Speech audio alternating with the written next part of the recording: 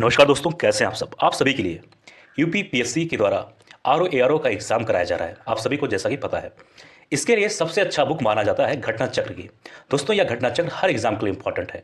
PCS, UPPCS, किसी भी state PCS, UPSC, RO ARO, हर एग्जाम के लिए। तो दोस्तों, हमारा एक छोटा सा कोशिश है कि आरओ एआरओ एग्जाम के लिए आप सभी के लिए घटना चक्र का इंपॉर्टेंट से इंपॉर्टेंट क्वेश्चन लाया जाए। तो दोस्तों, इसी सिलसिले में ये छोटा सा सीरीज आप सभी के लिए। दोस्तों, इस वीडियो को जरूर अपने दोस्तों के साथ शेयर करना और खुद भी इसका लाभ उठाना। जय हिंद। स्वागत है आप सभी का नालंदा यूनिवर्स 77 पर। कैसे हैं आप सब। आज हम बात करने वाले हैं मिडावल हिस्ट्री के बारे में। और आप सभी को पता है कि इस समय हम लोग घटना चक्र यानी पूर्वालोकन का एमसीक्यू कर रहे हैं, प्रैक्टिस सेट कर रहे हैं आरओ एआरओ एग्जाम के लिए। और कितना इंपॉर्टेंट है ये बुक मुझे बताने की जरूरत नहीं है, क्योंकि आप सब आरओ एआरओ जैसे बड़े एग्जाम की तैयारी कर रहे हैं। आपको मालूम होना चाहिए कि घटना चक्र की बुक बहुत बहुत बहुत इंपॉर्टेंट है। तो चलिए शुरू करते हैं आज का यह वीडियो। इसमें है प्रश्न नंबर 1 है, पहला है, निम्नलिखित में से किसे गुरु नानक ने अपना उत्तराधिकारी घोषित किया था। अब देखो, ये 2021 पे मत जाना। ये देखो सवाल क्या है, ये 2021 में पूछा गया है। इसका मतलब ये हुआ कि अब जो पूछा जाएगा इसी से संबंधित पूछा जाएगा, इसी के आसपास पूछा जाएगा। और मैं कोशिश करता हूं कि इसके आसपास की सारी चीजें मैं आपको बताऊं, ठीक है। इसलिए ध्यान देना। निम्नलिखित में से किसे गुरु नानक ने अपना उत्तराधिकारी घोषित किया था। तो इसका सही उत्तर होगा बी, यानी कि लाहना को। अब ये तो 2021 में सवाल पूछा गया। अब इस तरीके से सवाल आना बहुत कम चांसेस है, लेकिन इससे संबंधित सवाल जरूर पूछे जाएंगे। अब इससे संबंधित सवाल मैं आपको बताऊंगा कि इससे संबंधित सवाल क्या हो सकते हैं और इसके संबंधित चीजों के बारे में। देखो, गुरु नानक जी का जो जन्म था वो 1469 में तलवंडी पंजाब, यानी कि जो इसमें वर्तमान में पाकिस्तान के ननकाना साहिब में है, ठीक है। अब ये सवाल पूछा जा सकता है कि गुरु नानक जी का जन्म कहाँ हुआ, ठीक है, किस सन में हुआ, ठीक है। ऐसे सवाल बनते हैं। ये सिखों के पहले गुरु थे। इन्होंने नानक ग्रंथ चलाया। अपने शिष्य लाहना को उन्होंने उत्तराधिकारी नियुक्त किया। लाहना गुरु अंगद के नाम से सिखों के दूसरे गुरु बने। अब लाहना जो थे वो दूसरे सिख गुरु बने और इनका नाम क्या हो गया, गुरु अंगद। तो देखो, ऐसे सवाल बनते हैं। कभी पूछा जा सकता है कि सिखों के दूसरे गुरु कौन थे, उनका क्या नाम था, उनका फिर नाम क्या हुआ और वो कौन थे। तो ऐसे सवाल बनते हैं। देखो, एक सवाल से आपको 4 से 5 सवाल मिल चुके हैं, ठीक है। दूसरा सवाल है, आइए बात करें। इसमें पूछा गया है कि किस सिख गुरु को अकबर ने 500 बीघा जमीन दे दी। इसका सही उत्तर होगा रामदास। अब ये तो सवाल आ चुका है, ठीक। अब इससे संबंधित चीजों के बारे में आपको जानकारी होनी चाहिए। अब इससे संबंधित चीजें जो हैं वो कभी भी पूछी जा सकती हैं। पहला क्या है कि मतलब जान लो, चौथे गुरु रामदास के समय में, अब ये मालूम हो चुका कि कौन से गुरु थे, चौथे नंबर के गुरु थे।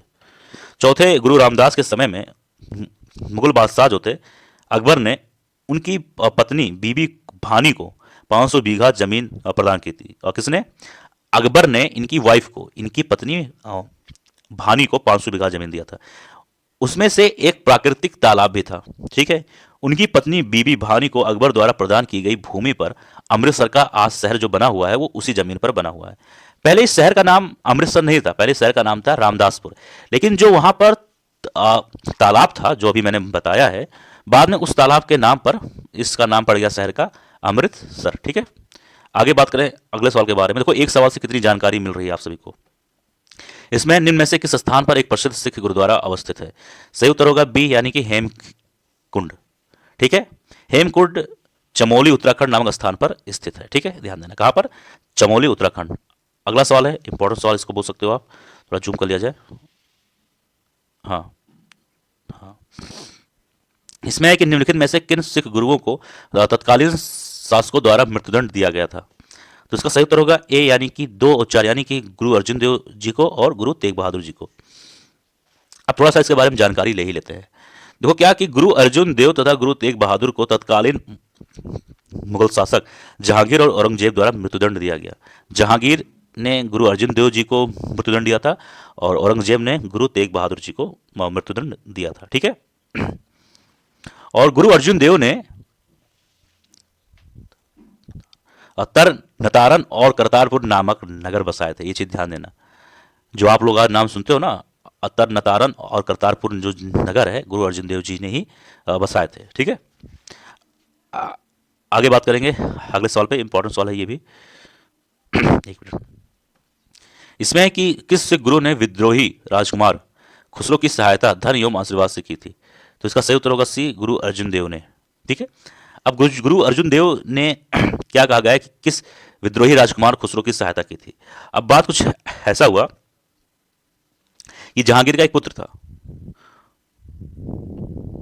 शाहजादा, और वो उनसे विद्रोह कर वो अफगानिस्तान की ओर जा रहा था, तो बीच में गुरु अर्जुन देव जी मिले। उन्होंने उसको समझाया, उनको कुछ पैसे दिए, हेल्प किए। तो ये चीज़ जो है कि उसको क्या नाम है उसका, जहांगीर जो है उसको पसंद नहीं आया। ठीक है, समझ में आया कि नहीं? तो वहीं से जहांगीर ने अर्जुन देव जी को मृत्युदंड दिया था। समझ में आया? एक मतलब कह सकते हो कि देशद्रोह का चीजें लगा के एक षड्यंत्र के रूप में इन्होंने अर्जुन देव जी को मृत्युदंड दिया था। तो इन्होंने, अर्जुन देव जी ने किसकी सहायता की थी?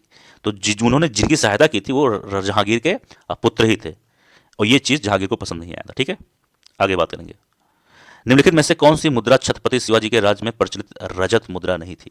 ध्यान देना, इसका सही उत्तर होगा, एक मिनट एक मिनट एक मिनट, डी, रुका रुका। क्या पूछा गया? निम्नलिखित में से कौन सी मुद्रा छत्रपति शिवाजी के राज्य में प्रचलित रजत मुद्रा नहीं थी या नहीं पूछा गया? ध्यान देना, इसका सही उत्तर होगा रुका। इसका मतलब आपने क्या समझा? इसका मतलब ये समझा कि रुपया, टका और लारी ये उस समय प्रचलित मुद्रा में थी। और क्या पूछा गया कि नहीं, तो नहीं में होगा रुका। और कभी भी अगले सवाल में ये पूछा जा सकता है कि कौन सी मुद्रा छत्रपति शिवाजी के राज्य में प्रचलित रजत मुद्रा थी, तो होगा रुपया, टका और लारी। लेकिन यहाँ पूछा क्या गया? नहीं थी, तो नहीं में होगा डी, ऑप्शन रुका। थोड़ा सा जानकारी ले ही लो। रुका तांबे की मुद्रा होती थी, जबकि रुपया, लारी एवं टका छत्रपति शिवाजी के राज्य में प्रचलित रजत मुद्राएं थी। ये किसकी होती थी? ये होती थी तांबे की। ठीक, लिख देता हूं सही से। ठीक, आगे बात करें अगले सवाल पर। ये भी अच्छा सवाल है, इंपॉर्टेंट सवाल इसको बोल सकते हो आप। थोड़ा जूम कर लिया जाए। इसमें कहा गया है, एक मिनट, इसमें कहा गया है कि छत्रपति शिवाजी से संबंधित निम्नलिखित घटनाओं को कालक्रम अनुसार व्यवस्थित करना है। और जो ये सब सारे छत्रपति शिवाजी से, महाराज से संबंधित हैं। 4 ऑप्शन है, 1 2 3 4। उत्तर बताना है। उत्तर देखो, सही इसका होगा आपका ए वाला। ए यानी कि पहले होगा 1, फिर होगा 3, फिर होगा 2, फिर होगा 4। यानी कि अगर हम बात करें तो पहले होता है चाकन के किले पर विजय, फिर आता है मुगलों से मतभेद का प्रारंभ, फिर आता है अफजल खां का प्रकरण, फिर आता है सूरत पर आक्रमण तथा लूटना। अब आइए इसके बारे में जानते हैं कि कौन सी घटना कब हुई।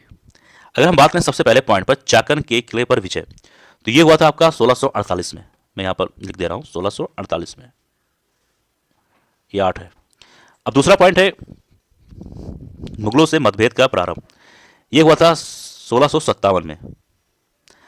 अब तीसरा पॉइंट है अफजल खां का प्रकरण, ये हुआ था 1659 में। और चौथा पॉइंट है सूरत पर आक्रमण तथा लूटना, ये हुआ था 1664 में। अब बात करेंगे अगले सवाल के बारे में। एक मिनट, यहां पर आप सभी के सामने 2 पॉइंट दिए गए हैं। एक पॉइंट ए है, इसमें कुछ पॉइंट है, कुछ लाइन लिखा हुआ है, और दूसरा पॉइंट आर है। तो आपको ये बताना कि जो ये पॉइंट ए है, क्या इसका कारण जो यहां पर आर में दिया गया है कि ये बात जो लिखा हुआ है सही है या नहीं। तो पहले पॉइंट ए में दिया गया है कि मुगल साम्राज्य के पतन के बाद मराठा सबसे शक्तिशाली देशशक्त के रूप में उभरे, ये एक पॉइंट दिया गया है। अब नीचे पॉइंट में जो आर है, इसमें दिया गया है इसका कारण। इसमें है कि मराठा पहले शासक थे जिनके पास एकीकृत भारतीय राष्ट्र की संकल्पना थी। अब आपको यह बताना है कि कौन सा पॉइंट सही है, मतलब जो इसका आर दिया गया, इसका कारण दिया गया है, क्या ये पॉइंट सही है या फिर दोनों पॉइंट सही, या फिर कोई एक पॉइंट सही है। तो इसका सही उत्तर होगा सी। एक मिनट रुक जाइए, सी, यानी कि ए सही है परंतु आर गलत है। यानी कि अगर हम बात करें तो ए में जो पॉइंट दिया गया है कि मुगल साम्राज्य के पतन के बाद मराठा सबसे शक्तिशाली देशशक्त के रूप में उभरे, ये बात तो सही है, लेकिन मराठा पहले शासक थे जिनके पास एकीकृत भारतीय राष्ट्र की संकल्पना थी, तो ये बात गलत है। आइए अब बात करें अगर हम अगले सवाल के बारे में, तो इसमें है कि पानीपत का तीसरा युद्ध कब लड़ा गया, किस वर्ष में। अब ये तो है आपका एक सवाल जो कि ये पूछा जा चुका है। अब इससे संबंधित जितने भी इंफॉर्मेशन है उसके बारे में हम लोग बात करेंगे, और इससे संबंधित कितने सवाल बन सकते हैं इसके बारे में हम बात करेंगे। तो बस यही कारण है कि आरओ एआरओ या फिर यूपीपीसीएस या फिर किसी एग्जाम के लिए घटना चक्र पूर्वालोकन की बुक इतना इंपॉर्टेंट हो जाता है। तो अगर बात करें इस सवाल के बारे में, तो उसका सही उत्तर होगा बी, यानी कि 1761 में पानीपत का तीसरा युद्ध हुआ था। अब आपको यह जानना चाहिए कि पानीपत का युद्ध किन किन के बीच में हुआ था और इस युद्ध में विजय किसका हुआ था।